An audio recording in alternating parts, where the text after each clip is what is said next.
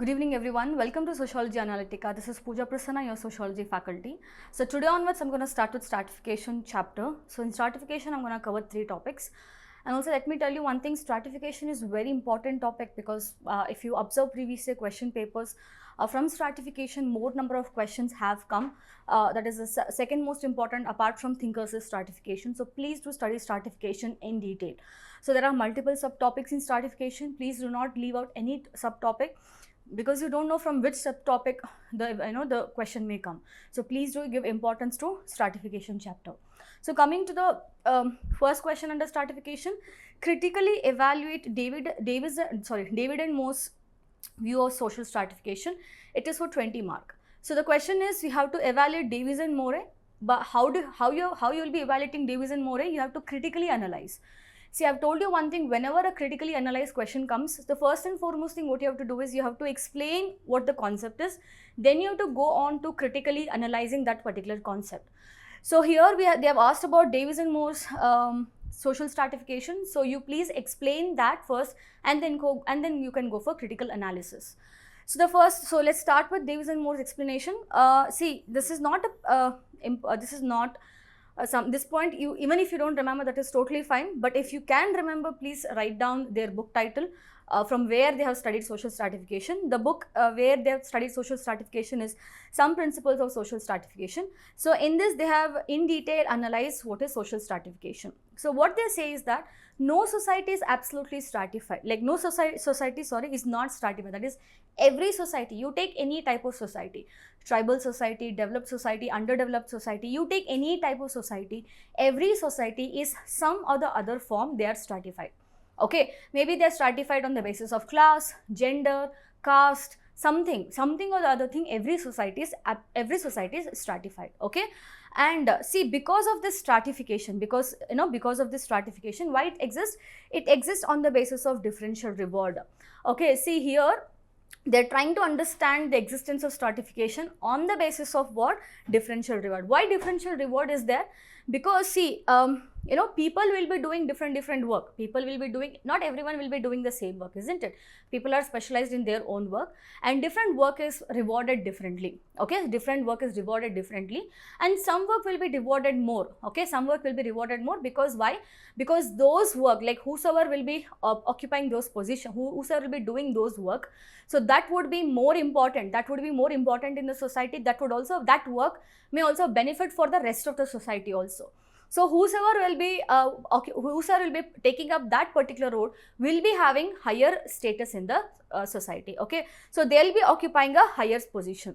Did you understand? So the rewards are attached to the position that exist in various strata. So every strata here is nothing but different role, and different role will be given different reward. Okay, and some positions are functionally more important as compared to the others. Maybe let's say, why IAS officer are rewarded more? Because the work which is done by an IAS officer is comparatively high as compared to the other people. Like let's say other people like postal service. I'm not saying postal service people are not doing their work, but the work what they are doing is much lesser as compared to the service which is done by the IAS officer. Understand? So different role, different reward, and with the different reward they'll be occupying different strata in the society. So this is how they are telling. Okay, continuing with Davies and Moore, they say functionally higher positions. So for every functionally higher position, see, let's just simply take IAS as an example. So to become an IAS officer, so there is a very strict examination which is conducted by UPSC. 3-tier stage examination is there, and it is not even a simple examination. You have to study so hard, and so much of competition will be there. Of all the thing, only few selected people will be selected to become an IAS officer. So what happens? This functionally higher positions will be attracting the talented people. Okay, understand? So it will make people work hard. It will make people to specialize.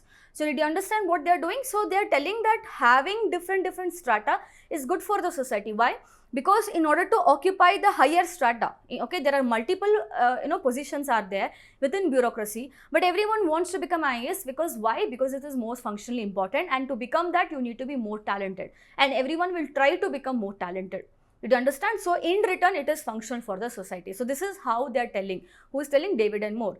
And what they are telling, that see, talent is not there everywhere. Okay, talent is, the way resources are scarce, talent is also very scarce. Not everyone is having talent. How will you be having talent? You will have to invest your time. You have to get the skills, whatever it is required for the job. Also, you have to get some amount of training. Okay, you have to get the training in order to do that particular work. Understood? So what they're telling, that as people are doing so much of hard work, okay, as people are doing so much of hard work, so that is why when they occupy that particular position, they need to be compensated well. Okay, they deserve to be compensated. So for example, after you clear exam, what is going to happen? You will take up the position of an IAS officer. Then government will compensate you by giving car, bungalow, etc., etc. Did you understand? So this is what Davis and Moore are telling. Okay, so what they are telling, social stratification is a functional aspect of the society. Why? Because it is a mechanism of role allocation. It is a mechanism of role allocation, that is, it will take out all the talented people. It will, okay, based on different talent, it will put the people into different strata. Okay, and in different strata, people will be working differently, and thus it will act as a function to the society. So Davis and Moore, they are functionalists, and they are looking social stratification from the functional perspective. I hope you understood. So see, this is about Davis and Moore, and see, this is again, the question is not done yet. It is critical evaluation. So we have explained what is Davis and Moore. Now we have to go with critical evaluation of Davis and Moore. Okay, see, the first and foremost critic of Davis and Moore is Melvin Turin. Melvin has, he has directly attacked Davis and Moore, and he has directly taken their perspective, their theory, and he has given his own theory on the stratification. So whenever Davis and Moore come, please always mention Melvin Turin. Okay.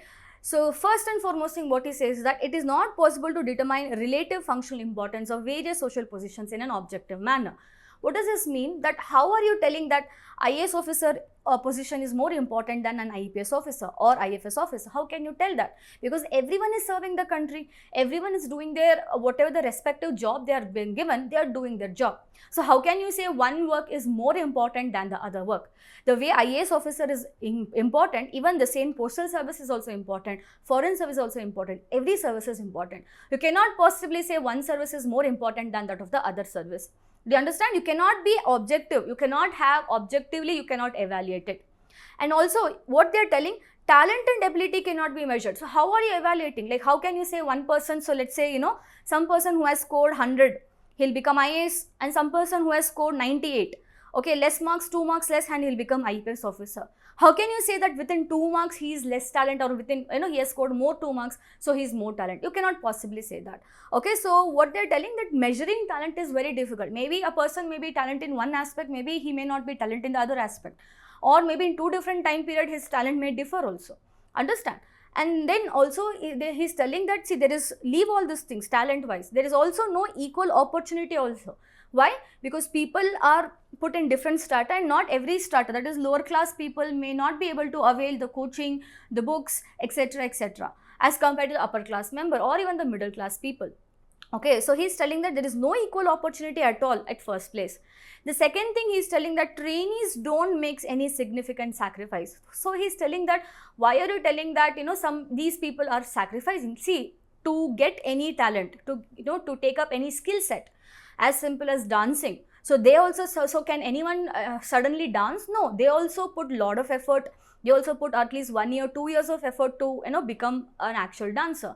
Even someone who plays instrument, they also will be putting effort. The way IAS officer will putting effort in order to clear the UPSC exam. Everyone has to put effort. Okay, so you cannot possibly say like, okay, some person is putting more effort than the others. No, everyone will be putting equal effort.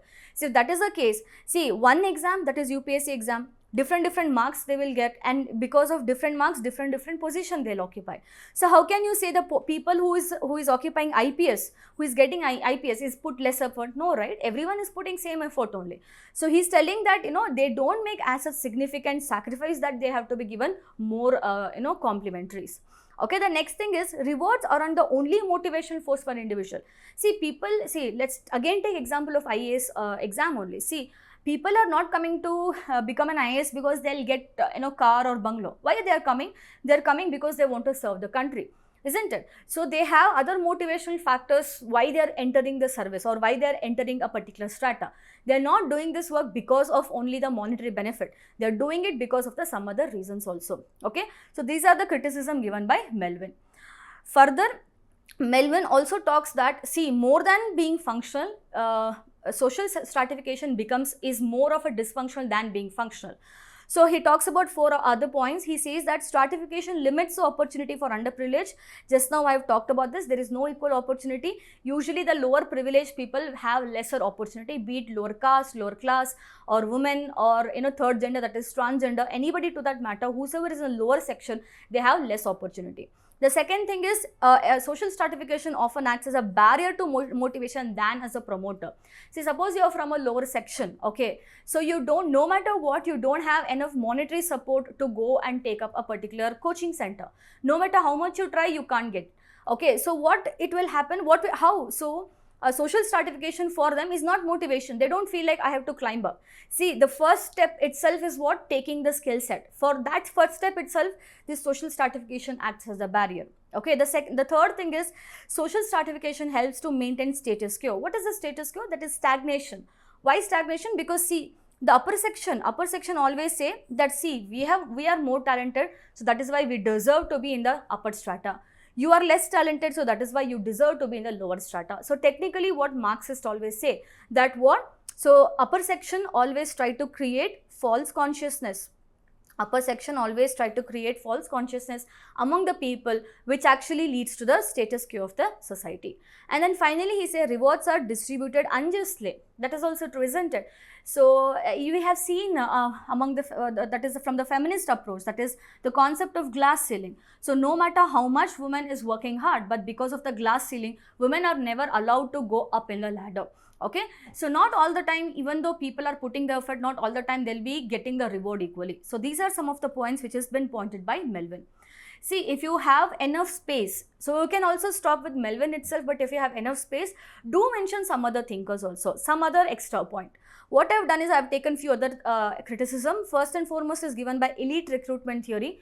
So this elite recruitment theory, what they say is that whatever the positions are there, okay, whatever the role which has to be taken, all the positions in the corporation or industries or anywhere to that matter, all the positions are taken up by the elite members themselves. Okay, what they'll do, they will take up some of their family members or known members. So the position will not even go to the lower section. So thus what happens, it will perpetuate the elite rule. So elites will be there, elites will give the job to the other elite member only, and eventually the elite rule will perpetuate. The second point is the rigidity of caste system. See, caste system is so rigid. There is no possibility of change in social strata. See, for a Dalit, no matter how much he wants to try, no matter how much Vedic knowledge he has, still he cannot become a priest. Okay. See, what Davis and Morey say, that if you have talent, if you have skill, you cannot have a social stratification. This is what they say. But then Dalit, no matter how much he has Vedic knowledge, he cannot become a priest. The last thing is given by Alvin Gardner. What Alvin Gardner says that, see, Davis and Morey say that social stratification is inevitable. That no matter what, social stratification will always be there. But he is criticizing that. That is technically not true. We can have a society where there is no social stratification also. And he further says that, see, through this inevitability, they are justifying what? Social inequality. He is telling that because of talent, people are like this. But then what Alvin Gardner is telling is that, see, not just because of talent they are in the lower strata. There are multiple other factors. There is caste factor, there is political factor, there is economical factor, there is forces of production factor. Many factors are there because of which some section of people are in the lower section. It's not because of the talent. Okay. So some of the criticism, in case if you have space, you can write down in your answer. If not, you can also end just with the Melvin Tillman. Okay. Did you understand? So this is a pretty simple question. So tomorrow I'm gonna continue with one more stratification chapter. Okay. In case if you have any doubt, please drop your queries in the comment section. I'll see you all tomorrow with stratification chapter. Thank you so much.